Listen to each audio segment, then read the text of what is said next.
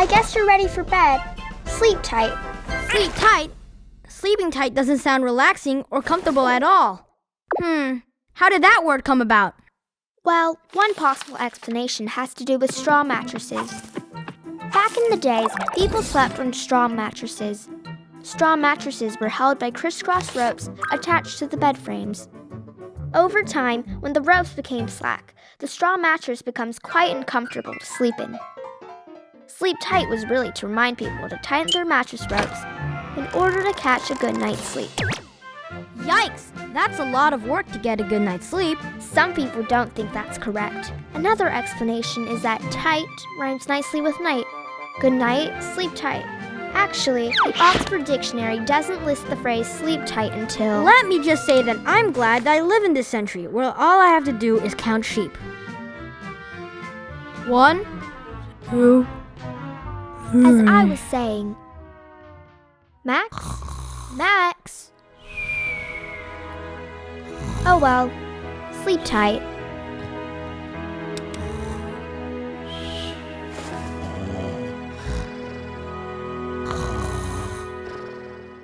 Bigwig!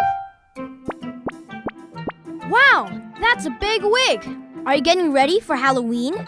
Not really. It's for a school play where I get to play a British High Court judge. A High Court judge? That sounds pretty bigwig.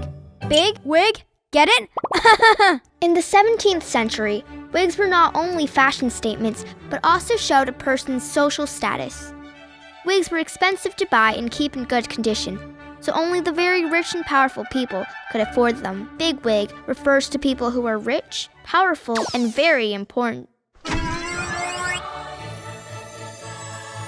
So, does that mean the bigger the wig, the more important the person?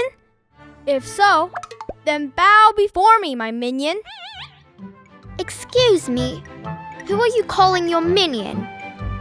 Or should I call you my moonion instead? Would you prefer that? Put a sock in it!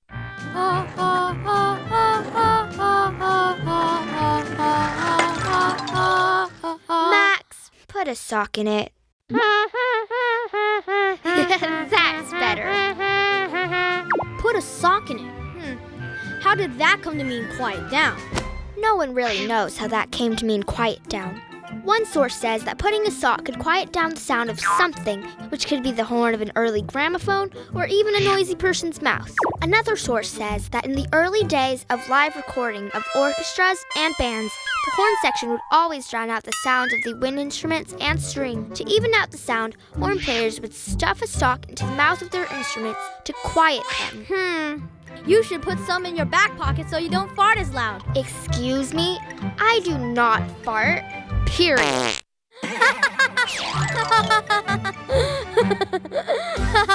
Break a leg!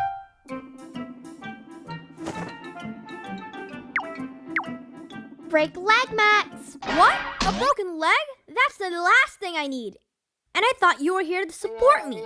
Oh, Max, in a performance, if people say break a leg, that means they're wishing you good luck. Good luck? Breaking a leg sounds like bad luck. How did that come about?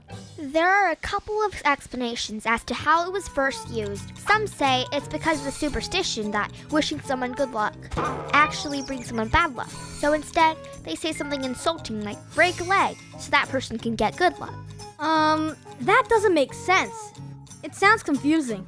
Well, another explanation is that the act of bowing, where you put one leg behind the other leg and bend at the knee, looks like a break in the leg. So, when an audience loves a performance, they would keep clapping, and the performers would have to keep bowing or breaking their leg. Another explanation is that in ancient Greece, people didn't clap to show their appreciation. Instead, they stomped their feet. If they stomped long enough, they could break a leg. I think... For our next number, let's welcome back. Okay, good luck. I mean, bad luck. Let's just stick to break a leg. Boycott!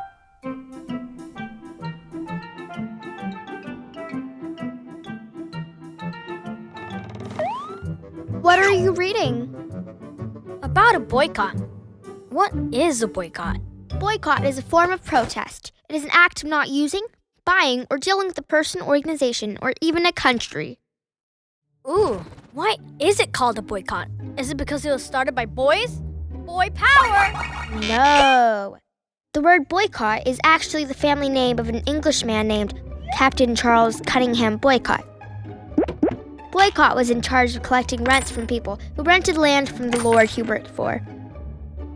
In 1880, the Irish Land League called for a change in the system of landholding. Tenants who joined the protest demanded that Captain Boycott reduce their rents. Boycott not only refused, he ordered anyone who owed money to be kicked out of their house or land. The president of the Land League called on the local community to refuse to have anything to do with Boycott. Someday I would like to have my name stand for something. How about this? Max means the greatest. How about Max means crazy? Sounds good. Crazy good. Max good. Win hands down. Woohoo! Checkmate.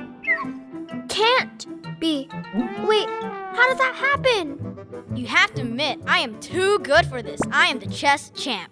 Okay, fine. For this round, you win hands down. I won hands down? What does that mean?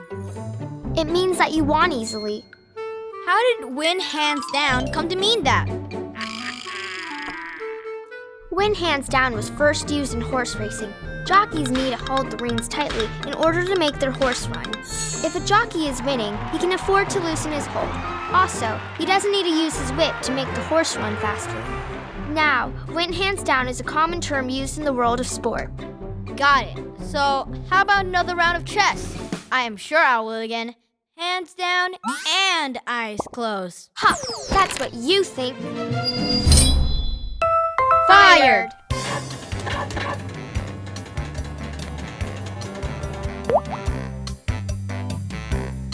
Banker fired for cheating. Yikes! Was he set on fire for cheating? Why? Max, you tend to overreact. Fired just means being dismissed from one's job. Oh, but why use the word fired? Why not iced? You know, like you're all frozen and you can't work. Iced? There's a number of explanations as to how fired came to mean being dismissed from one's work. One explanation is that being fired was a form of punishment a long time ago for miners who were caught stealing coals. These miners would have their tools taken away and burned at a pit in front of the other miners. That is harsh. With their tools burned and gone, they would not be able to find another job and repeat their crime. Other trades eventually adopted this practice, and that's how the word fired came about. So, no second chances? Nope, no second chances. That's tough. Everybody deserves a second chance. Agreed, as long as they learn something from their first mistake. Smell a rat. Oh my gosh! What should I do? Whoa, hold on, don't click on anything. I smell a rat. What do you mean? I don't smell anything. No, silly. Smell a rat means that there's something suspicious. There's something suspicious about that message. Smell a rat? How did that come about? A long time ago, rats were a common problem for English towns and villages. Many people used dogs to sniff out rats. Dogs, with their powerful sense of smell, could smell a rat even before people could see the rats. So now, when one says, smell a rat, that means that something doesn't feel quite right. Got it. No!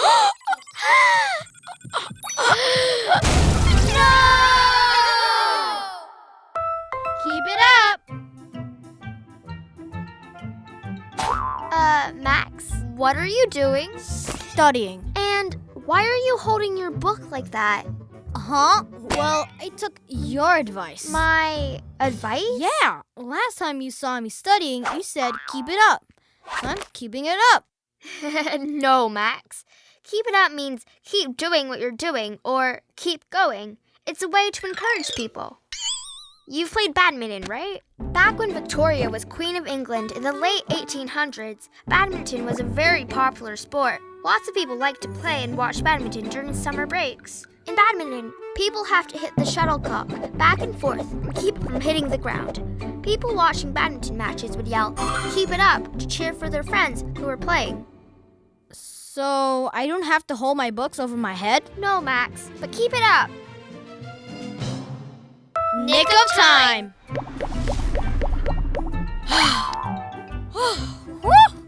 Wow! Did you see that? Yes, it was really close. Sorry you didn't win, but you ran a good race. I know! He beat me by only like 1 or 2 seconds. Man, Pete is a flash. Oh, I saw that. He got to the finish line just in the nick of time. Nick? Nick was really slow today. He wasn't even close to winning. What I meant was Pete won at the last moment. In the nick of time? You got me all confused. People used to keep score in games by making cuts in a piece of wood. Those cuts were called nicks. When someone scored a point at the last minute to win the game, it was called a nick in time. Whoa, that's interesting. Better hurry. I bet you'll need the maximum amount of time to catch me. Ha!